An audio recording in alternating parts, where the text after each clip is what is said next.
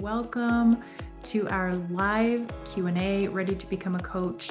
I'm one of your co-hosts today, Laurel Elders, the founder and CEO at the Institute for Integrative Intelligence. I've been in the coaching profession as of last year, 20 years.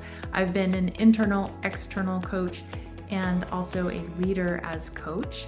And I'm now an ICF accredited educator, trainer, and assessor. I've been a master certified coach through the ICF for, I think it's 4 years now, and a certified executive coach. I also have with me Lauren Stidham. Lauren is a professionally certified coach with the ICF and also a graduate of ours, and she is our Dean of Students. So Lauren, I'll let you share a little bit about yourself. Yeah, hi. I'm Lauren. I am based out of Tucson, Arizona, and I have been in coaching since 2019.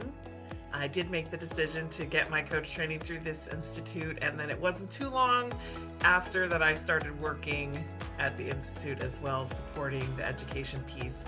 My background's actually in education. I have a degree in elementary and special education, so I have a deep passion for supporting learning and growth, and I'm just super excited to be here today. Thank you, Lauren. So a little bit, before we dive in, a little bit about why we're doing these. We decided to hold the Q&As because there's a lot of misconceptions around what coaching is, what coaching isn't, also around coach training. What are the options? Why are the options? Why are there levels? And what level is best?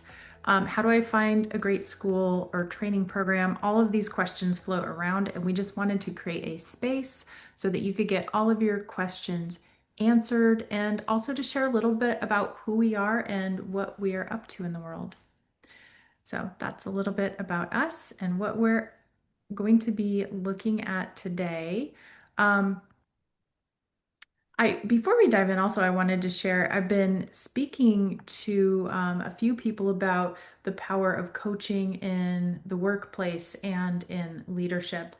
And just wanted to open with the statistic that I think we covered this in one of them, that there was some research done where they took managers and they gave them formal training in, basically elevating their management. And they did the research on how productive those managers were after that training. And their productivity did increase by 22%, which is great, right? But when they did the exact same training with managers and followed that up with coaching, the productivity jumped 88%. And I bring this forward because it's such a key example. It's what we coaches see a lot, is how coaching tunes into and personalizes learning and development. And it basically takes strategy. Where are we now? Where do we want to be? And coaching closes that strategic gap. So I just wanted to kick us off with a little bit of fun coaching facts.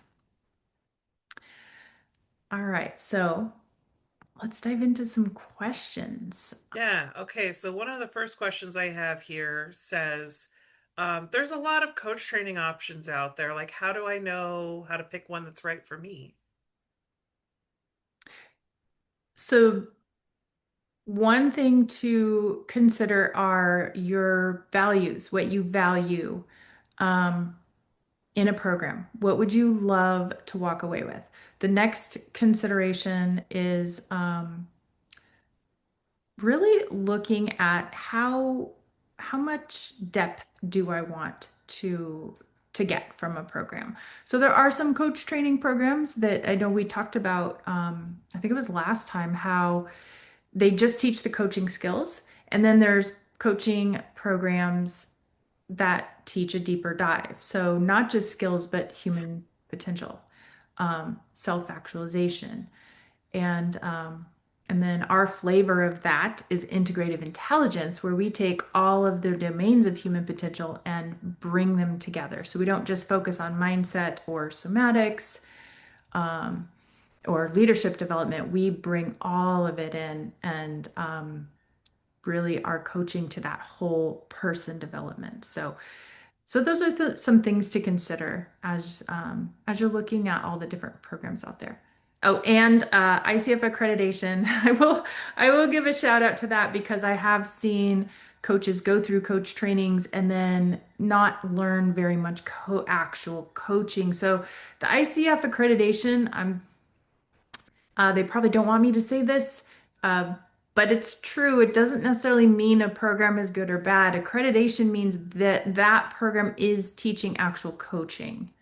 So that's, I think, really important to know. So if you do see an accredited program, it doesn't necessarily mean it's the best or good, but it does mean that they are teaching coaching skills. That is what the ICF looks at, not whether or not the coaching program, produces results. Mm-hmm. Yeah, I think that's one of the reasons that I chose this particular program is I was looking for more than just the basics because I know there's this deep layer in human nature that motivates us. Mhm. And I felt like I needed tools to access that as a coach because that's where the real transformation and change happens.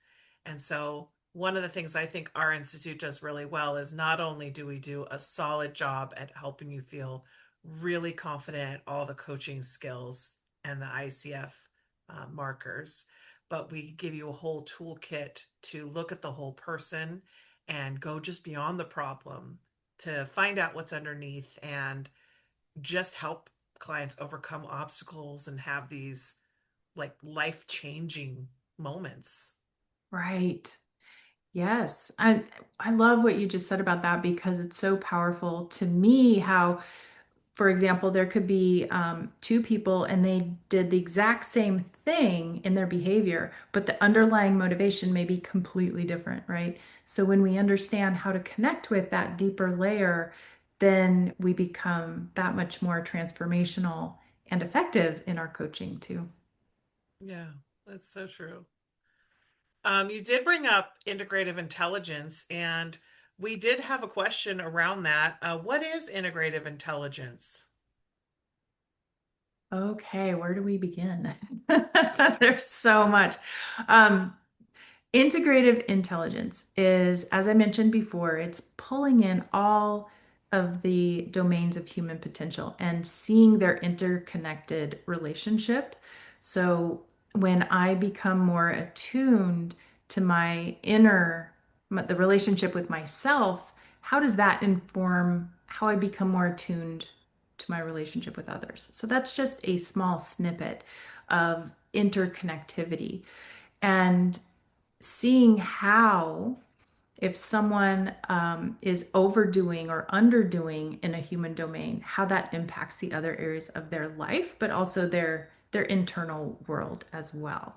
So in that light, it provides us a pathway. It illuminates a pathway for reaching human potential. So with our clients in coaching, it's helping ensure that we're covering all the bases. We're not just focusing on mindset or, like I mentioned before, just somatics. We're seeing how they all relate, and how they relate is what helps them elevate. So, um, it's a coaching approach in that light. It's also a mindset, it can be a worldview.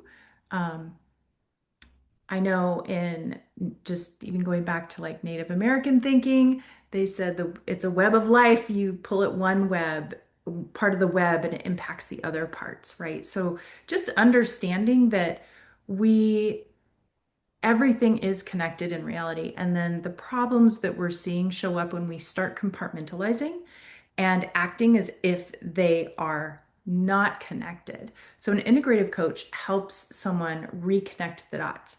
Now, that's not to say there isn't a place for compartmentalization, because in order to understand something, we have to break down the parts. So, it seems a little paradoxical, but but in fact, the integrative coach helps someone break down the distinctions that they're facing in order to reconnect their full understanding. My experience is that this leads to the development of wisdom. Mhm. Mhm. Yeah, and how do you think that comes into play with leaders in organizations? I think pivoting, what I've seen is pivoting from problem to solution and also including the impact on all stakeholders. So instead of just looking at the problem as just this one little contained thing, it's being able to see everything that it's connected to and also coming up with solutions that are not just, the fun saying win-win that became popular I don't know, maybe a decade ago, but actually win-win-win. How can we expand our perspective on that? But then also, if we bring in the integrative coaching piece, when we become coach like leaders, we're not having to be the expert anymore. We are helping the other people in our organization elevate themselves so that they can be positive contributors and have that bigger picture, full stakeholder perspective. Hi, Angela. Welcome.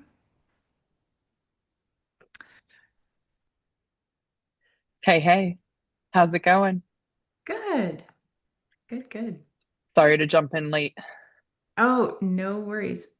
Angela is our admissions coach at the Institute. And yeah, today you're at a coaching lab, or no, sorry, not coaching lab, Close enough though. yeah, No, but I taught this morning and then I was prepping some labs for the remainder of the week. And then when we get back next week, so we have the Easter break coming up.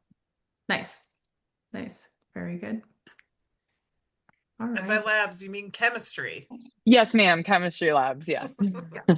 I just have coaching on the brain. So Listen, I am a chemistry coach, so it all connects. yeah, Yes. there you go. Nice. Yeah, that's a good segue. We were just talking about the interconnectedness of integrative intelligence, right? Even chemistry is a integral part. Yeah, it really is. Like when we talk about the art and science, like that's definitely where I lean towards the science part of it because there is science to back up like the energy and the shifts and this, that, and the other thing if you really dig into like physics and chemistry. So, yeah. Nice. Yeah. That is another question I hear a lot. And Lauren, I don't know if this is on the list that you received, but um, that question of the science part, right? Like, what is the art? What is the science? So, coaching is results based. What does that mean? So, um, I think it'd be fun to speak to that a little bit. Yeah, I think we should definitely because it's again, I think it ties into integrative intelligence and our program is focused on both art and Mhm. science Yeah. in coaching. One thing I want to mention before we dive into that is the integrative intelligence approach is unique to our school. So we are the only coach training school that offers that particular approach. Yes. That's what attracted me to the program as a former graduate, or as a graduate former student. Yeah, I really was called to the fact that it as a teacher, as an educator, there are so many different facets of a person that you really do need to take that into account as a learner.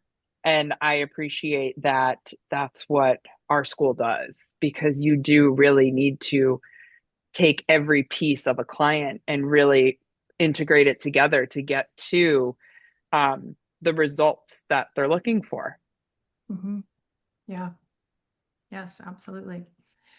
Great segue into art and science, right?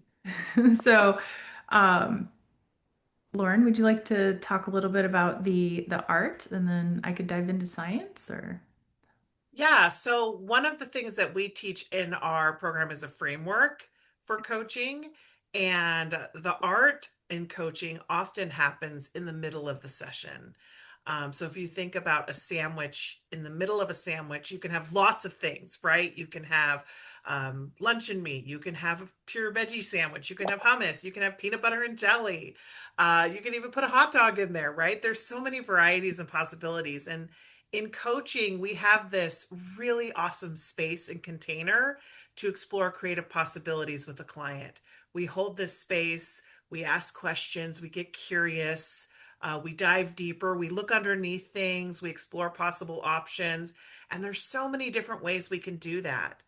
And it really is fun to get creative in coaching. You can use metaphor, you can explore body language, you can look at tone, you can dive into core values. All of these things can be playing a factor and a role in what's going on in the situation and problem or goal that they're working on.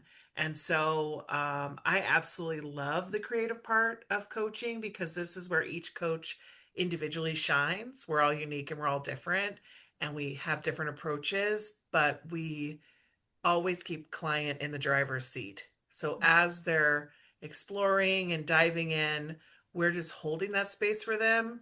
We might be curious and asking questions around this process, but the client is doing all of this uncovering. Mhm. And it's always interesting to see what surfaces when you get creative and play. Yes, well said. And the reason for the art of coaching, that creativity, pulling in maybe even some playfulness sometimes, is because the brain can't be in stress response and be creative. So in order to come up with new solutions, new approaches, new perspectives, or even to look internally, we want to come from this place of openness and willingness. So the entire coaching process, the art part, is designed to help people take that deeper dive that they may not have taken just on our own, right? When we're self-referenced, we may only get so far, but having someone who's skilled at growth, that self-actualization process, but also taking someone deeper into themselves and their own wisdom and answers is where the coaching really comes to life.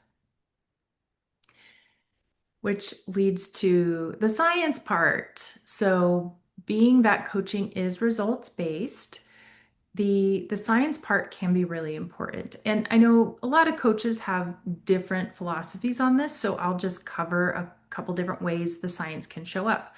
One way is that the science can be data points. So the client comes to us and establishes purpose and outcomes. Those outcomes, those goals become data points, and we can track where someone's at.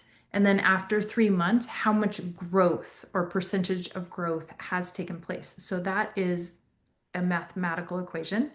And we can give data points. That becomes especially important if we get into coaching leaders or somebody in a company. So some companies may need those data points. On the other end of the spectrum, the science can be as simple as assessments where the client is self-assessing where they're at or their personality type. So MBTI, Strengths Finders, Enneagram, any of those also give us some data on, what is my hardwiring? And then what is my software? Like what parts of me can I grow and develop? And yet at the end of the day, what parts of me do I need to accept? Because if, for example, if I'm wired as an introvert and I'm doing things to try to extrovert, I might be unintentionally giving my power away and causing power leaks versus if I align with how I'm wired.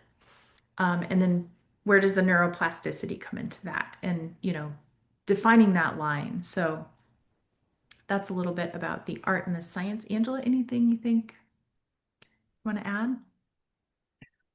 Well, with the science part of it, because that's where I nerd out, is if you've ever taken any sort of science course, I mean, it goes through chemistry, physics for sure, probably touched on in biology. We do talk about energy, and I know we think of energy as the ability to do work, or energy as maybe this intangible sort of thing, heat energy, light energy, all this other stuff.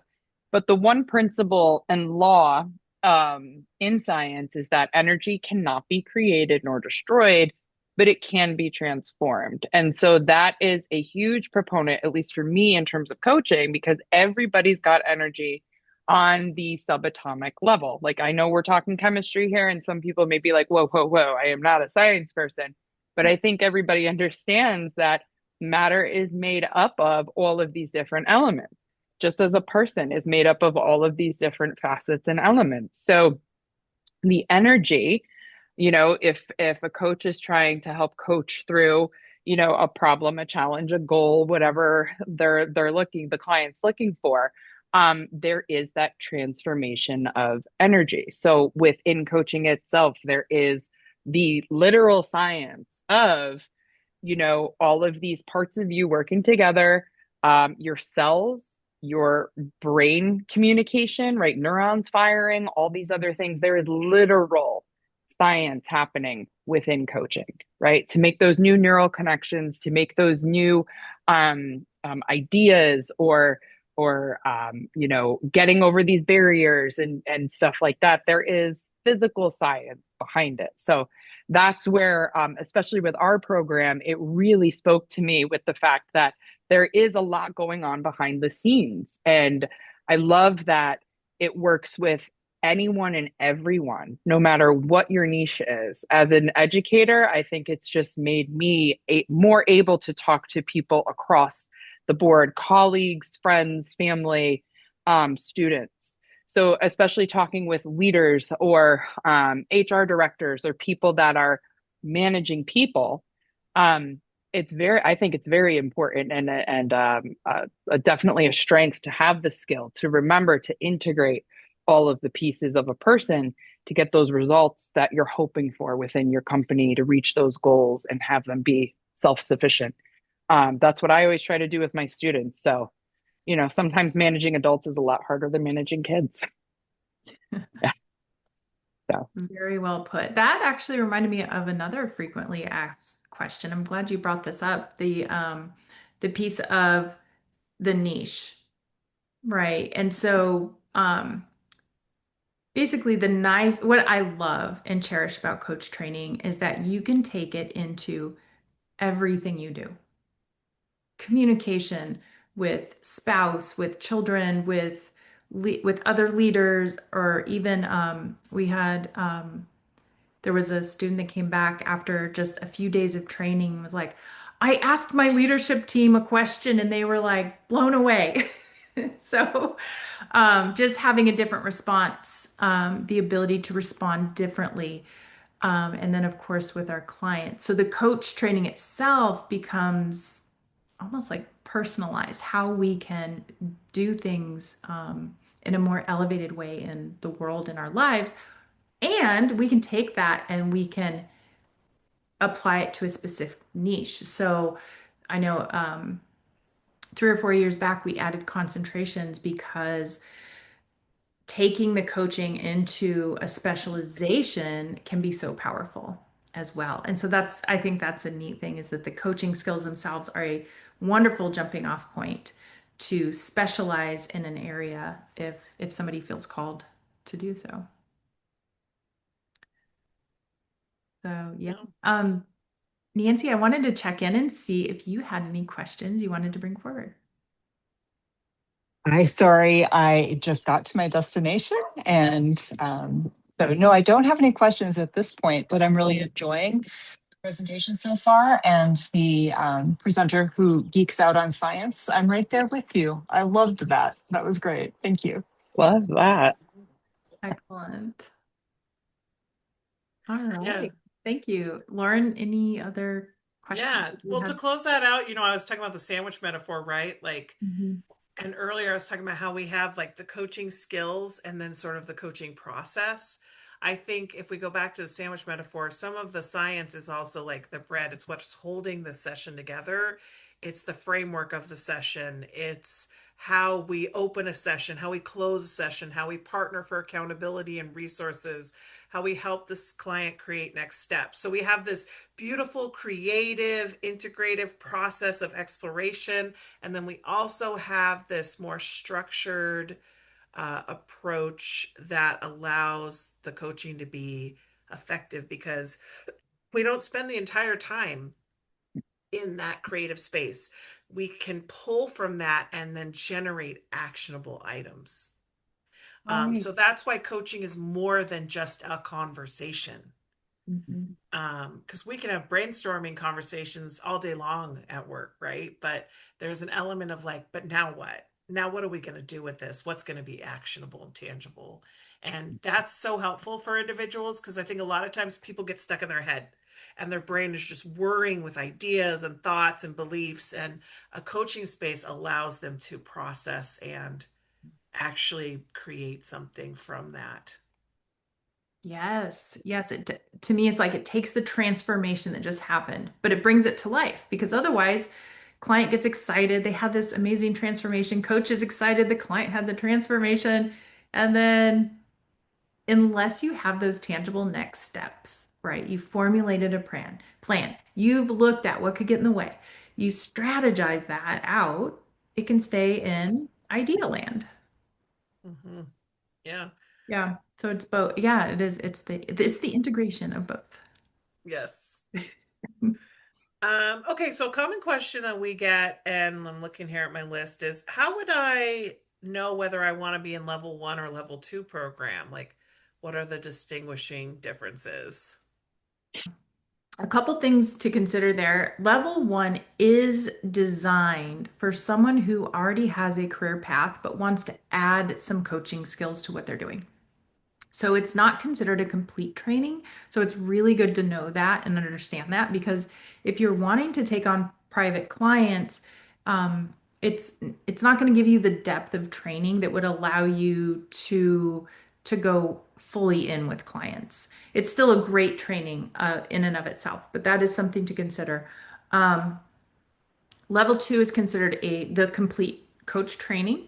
So it is designed for anyone who wants to take on private clients and who plans to either go into their own coaching practice, walk someone through an entire coaching program. So a program is taking someone from start to finish with their goals. That could be 3, 6, 12 months or more, right? Sometimes clients just stay in the process.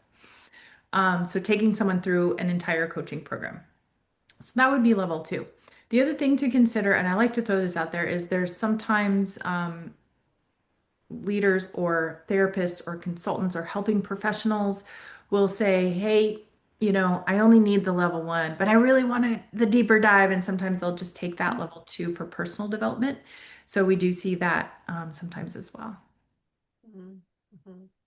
Yeah, and also if we look to the ICF or the International Coaching Federation, a level one program would give you enough education and training hours to apply when you're ready for your ACC credential, which is their basic entry level accreditation.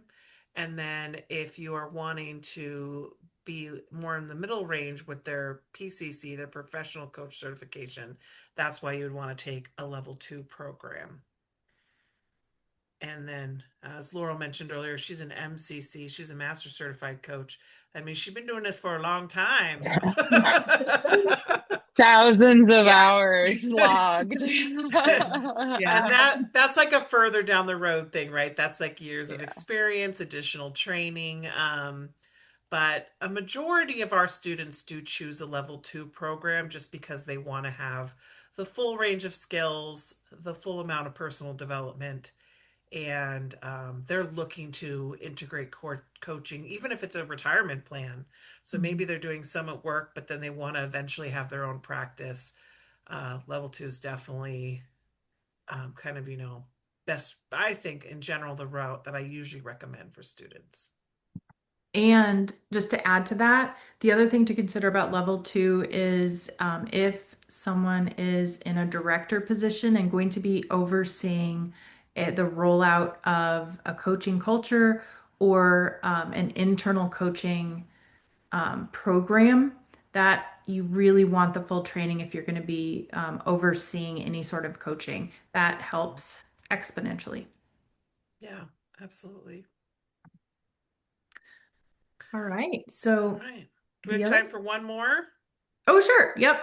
Let's do it. Okay, so what do we do? So we have someone who said, "Hey, I think I'm interested in learning more, but what would my first step be?" Oh, too funny. I was about to go. Is that where you were about to go? I was about to go there. I love it. How serendipitous. Okay. What I wanted to share about is on if anyone is interested in learning coaching theory and practice, getting that basic framework that we were talking about, the art and the science. How do I open a session and close a session? Or even a coaching conversation. So, someone that you would be coaching. We have our Coaching Fundamentals Module 1 class coming up this April 24th. It's being offered as a 1-day intensive this time. And so, if anybody's interested, I would recommend taking that step. If you're not, just putting this out there, we have a Coaching 101 free overview training. And that is a great way to get started. And then Coaching Fundamentals, you're actually going to learn how to apply. Coaching 101 is great if you just want to understand the basic framework. And that's a free online e-course. We'll get you the link to that. And the fundamentals, you're going to learn how to actually understand what that initial coaching session can look like. Angela, anything you'd like to add there? Yeah, if there's any, questions, or if you're just looking for someone to talk things out with, like what would be the best fit for me, I'm more than happy to coach you through it. So we find what would be the best option for you, what would be the best fit for you, and how our program will align to your needs. So you can all absolutely reach out to me. I am admissions at integrativeintelligence.global. You'll find it all over our website. But that's the easiest way to reach out and talk to a real person as well, if that's more of your speed. I love talking with people. I love coaching. So, yeah, I'd be more than happy to coach people through what they're looking for. Yeah. And we'll be following up via email as well, so you can get in touch with Angela that way.